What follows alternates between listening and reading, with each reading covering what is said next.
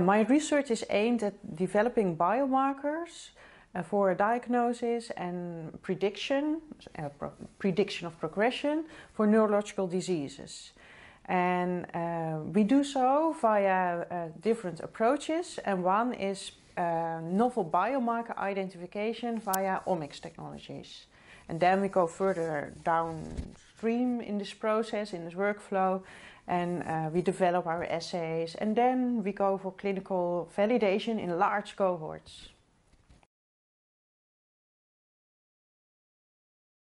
So we we identified novel biomarkers for frontotemporal dementia and for specific pathological subtypes in the CSF. And the results were very good.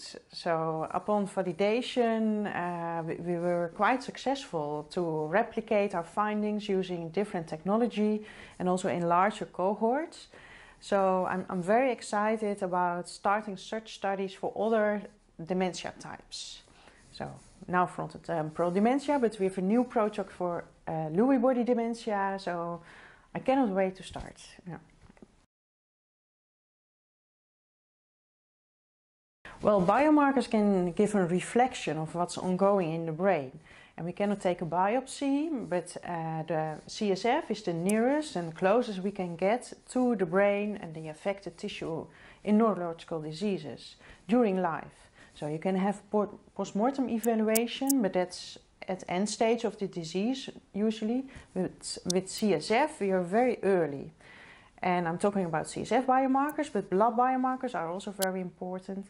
And I think they can be a useful matrix tool also for neurological diseases, but it's more distant from the affected brain and there's more influence from other organs and it's a quick metabolism, so it's harder to find something really specific. And that brings me to the other benefit of CSF biomarkers. I think they give a reflection, can be used as diagnostic tools, but they can also give an indication of the pathology that's ongoing.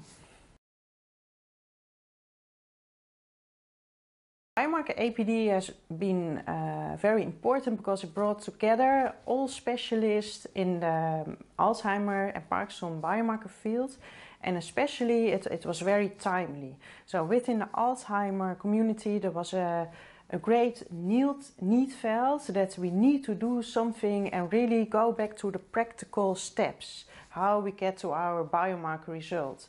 So everyone was very enthusiastic and willing to adapt their procedures in order to improve the diagnostics.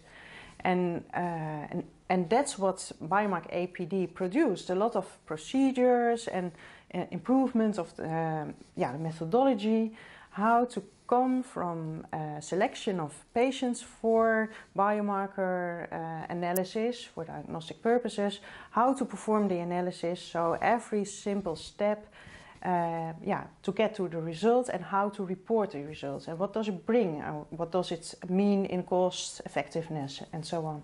So I think it's really covered the whole workflow, and that has been a big advantage.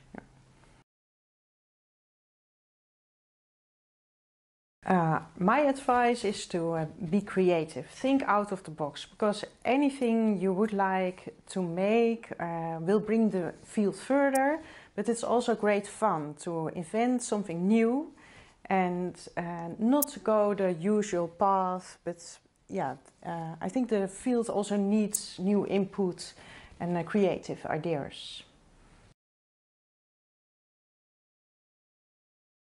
Yes, I think JPND or BIOMARKAPD has impacted my career because I've been elected as a work package leader for 2 work packages.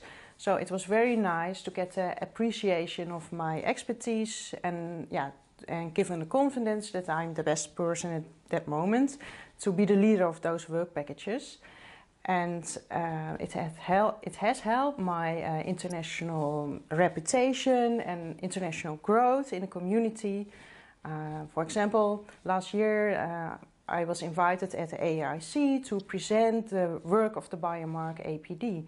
So that was really reassuring, and it's one of the components of my last year growth in my career.